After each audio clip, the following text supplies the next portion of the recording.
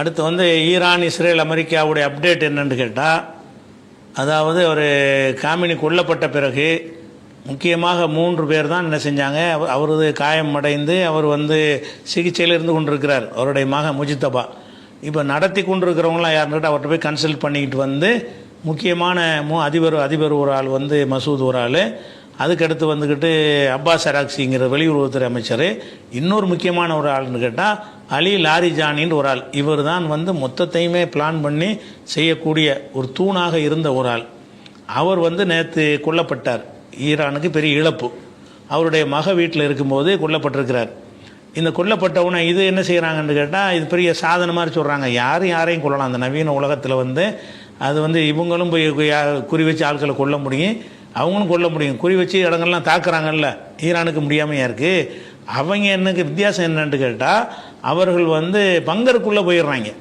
அவங்க தங்களை காத்துக்கொள்வதற்காக வேண்டி வீரர்களையும் மக்களையும் கொடுத்து விட்டு அவங்க சதி ஆலோசனை செய்வதற்குன்னு சொல்லி பல மீட்டருக்கு ஆழத்தில் ஒரு சுரங்கத்தை வைத்து கொண்டு அதில் தான் வந்து இஸ்ரேலுடைய ஆட்கள்லாம் ஆலோசனையில் இருக்கிறாங்க. அவங்கள பெரிய அளவு காப்பாற்றிக்கிறாங்க. அப்படி இருந்தும் சில பேர் தான் மாட்டிக்கிறாங்க.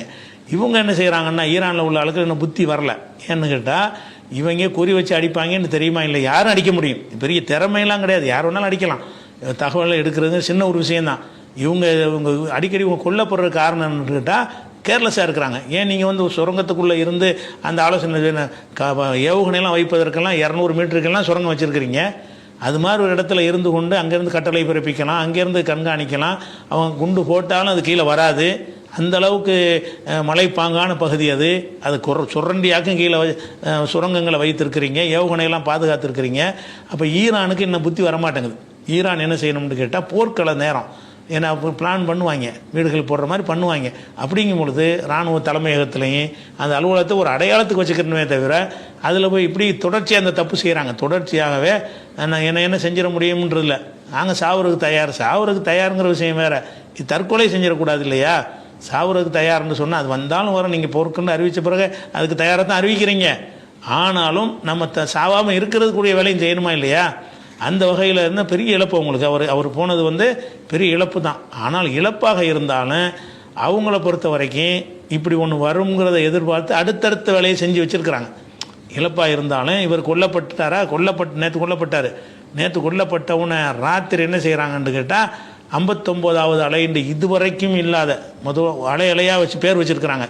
இப்போ வந்து 59வது அலை நேற்று இரவு நடந்திருக்கிறது. அதாவது துவம்சம் பண்ணிவிட்டாங்க.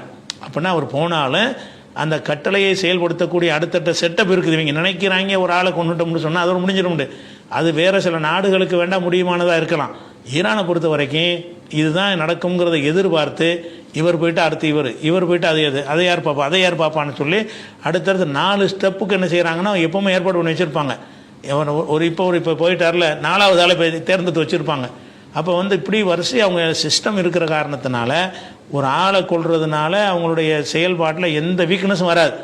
ஆனால் உலகத்து பார்வையில் பெருமை அடிச்சுக்கலாம். அவரை போட்டு தள்ளிட்டோம், இவரை போட்டு தள்ளிட்டோம்னு சொல்லி அப்படி செய்யலாமே தவிர அதனால காரியம் நடந்து போயிடும். ஆனாலும் இவர்கள் தொடர்ந்து இந்த ஒரு மிஸ்டேக் பண்ணிக்கிட்டே இருக்கிறாங்க. அது ஒரு விஷயத்தை பார்க்குறோம். அடுத்ததாக வந்து இப்போ இந்த நெத்தனியாவு வந்து சாவலைங்கிற மாதிரி ஒரு வீடியோ இப்போ ஒன்று போட்டிருக்கிறாங்க. அவரை தான் நினைச்சார், நாங்கள் அவரை கொண்டு விட்டோம், அலி லாரிஜானியை கொண்டு விட்டோம்னு நெத்தனியாவு பேசுகிற மாதிரி வீடியோ போட்டிருக்கிறாங்க. அது வந்து இந்த தயாரிக்கப்பட்ட வீடியோவா நெசமான வீடியோவாங்கிறது இன்னும் வந்து உறுதிப்படுத்தப்படலை. வெளியிட்டிருக்கிறாங்க. அவரே முடிச்சிட்டோம் அவரை அப்படின்னு நெத்தனியாவு பேசுகிற மாதிரி ஒன்று வந்திருக்கு. அப்படி அது உண்மையாக இருந்தால், அது உண்மையாக பொய்யா என்று உறுதிப்படுத்தப்படல. அந்த வீடியோ வந்திருக்கிறது. ஏஐயில் என்ன வேணாலும் செய்யலாம். அப்படி உண்மையில் அவர் வந்து இருப்பாரையானால் அதுக்கு காரணம் என்னென்னு கேட்டால், அவர் பங்கரில் இருந்து கொண்டே செய்கிறார் எல்லாமே. அந்த இந்த வீடியோ பதிவு கூட பங்கரில் தான் பண்ணியிருப்பார். அப்போ செய்தியாளரை சந்தித்தா கூட பங்கரில் இருந்து ரெக்கார்ட் பண்ணி அவங்க கொடுக்கணுமே தவிர நேரடியாக வந்து செய்தியாளரை சந்திக்க வர்றேன்றவன என்ன செய்வான், வர்றதை கணிச்சிக்கிடுவான். நீங்கள் எங்கே போகிறீன்னு பார்ப்பான். நீங்கள் வீட்டில் நுழைஞ்சோன்னு அந்த இடத்துல இந்த நைட்டு தங்குறியன்னு பார்ப்பான், போட்டுருவான். அவ்வளோதான்.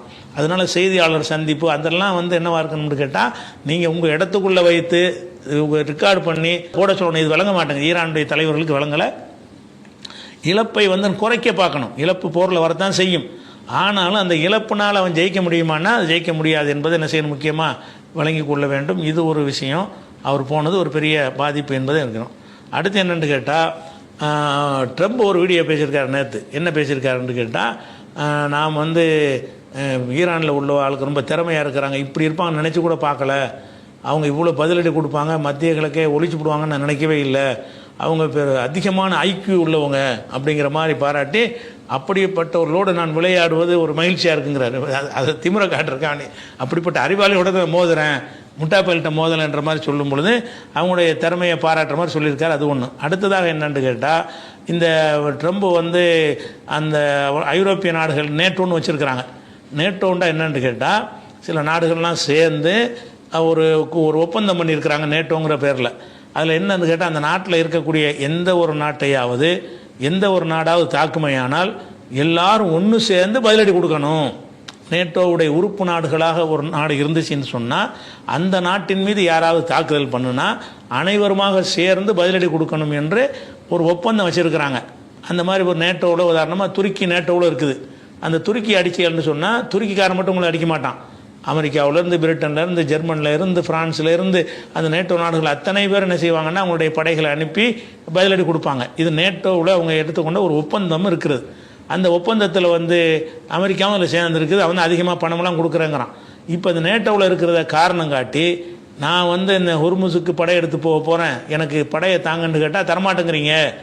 நேட்டோவுடைய விஷயம் என்ன, நேட்டோன்னா எனக்கு ஒன்றுனா நீங்கள் வந்து நிற்கணும், அதான ஒப்பந்தம் அப்படிங்கிற மாதிரி நேட்டோ வைத்து சொல்லி என்ன செய்ய கேட்கும் பொழுது எல்லோரும் மறுத்துட்டாங்க. யார் மறுத்துட்டா? பிரிட்டன் மறுத்துட்டாங்க, ஜெர்மனி மறுத்துட்டாங்க, ஜப்பான் மறுத்துட்டாங்க. படையெல்லாம் அனுப்ப முடியாது, இது உன் சண்டை, எங்கள் சண்டை இல்லை, இது வந்து நீ உண்டாக்குன ஒரு சண்டை, இதுக்கு நாங்கள் வரமாட்டோம் அப்படின்னு சொல்லிட்டாங்க.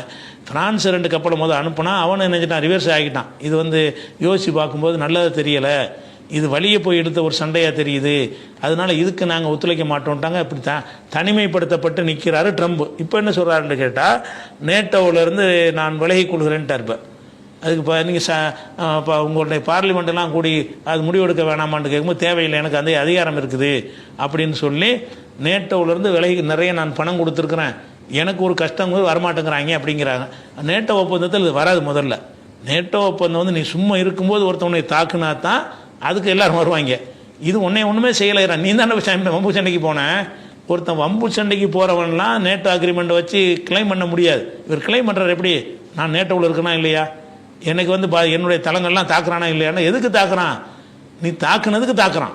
நீ அவங்களுடைய தலைவரை கொண்டிருக்கிற, நீ ஆரம்பித்து வச்சிருக்கிற, நீ அப்பா குழந்தைகளையெல்லாம் கொண்டிருக்கிற, அவன் பதிலடி கொடுக்குறான். பதிலடி கொடுப்பதற்கு இது பொருந்தாது. ஒப்பந்தம் நேட்டோவில் என்னன்னு, நீ பாட்டு சும்மா இருக்கும்போது அவன் பாட்டு உன்னை தாக்குனான்னு சொன்னால் எல்லாம் ஒன்றா சேர்ந்து அவனை அடிப்போம்.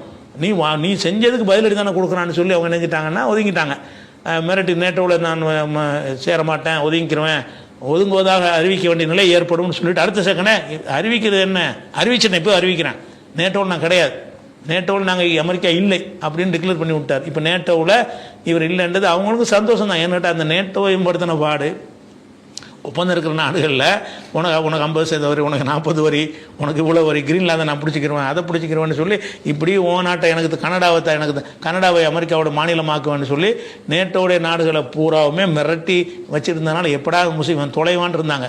இதை ஒரு காரணமாக காட்டி நேட்டோவில் இவன் தொலைஞ்சிட்டான்னு சொன்னாலேயே உலகத்தினுடைய நிம்மதி பாதி நிம்மதி வந்துடும். இவன் நேட்டோவிலேருந்து காலி பண்ணிட்டாங்கன்னு சொன்னால் தனித்து விடப்பட்டான்ல இருக்குது. ஆனாலும் இப்போ என்ன செய்கிறான், கெத்துக்காக வேண்டி நீங்கள் ஒருத்தனை ஒன்றும் செய்யாட்டா கூட தனித்தன்று நாங்கள் ஹொர்முஸை பாதுகாத்துக்குருவோம் இப்படின்னு பல மாதமாக சொல்லிட்டு தான் இருக்கிறான். வணங்குதா, பல வருடங்களாக சொல்லிகிட்டு இருக்கிறான். அவன் எப்போலாம் ஹொர்முஸை தடுக்கிறானோ அது அமெரிக்காவில் ஒன்றும் செய்ய முடியலை. அது மாத்திரம் இல்லாமல் இன்றைக்கி வந்து சித்தா கிட்டத்தில் நிப்பாட்டி வச்சுருந்தாங்க அந்த சேதமடைந்த ஜெரால்டு கப்பலை.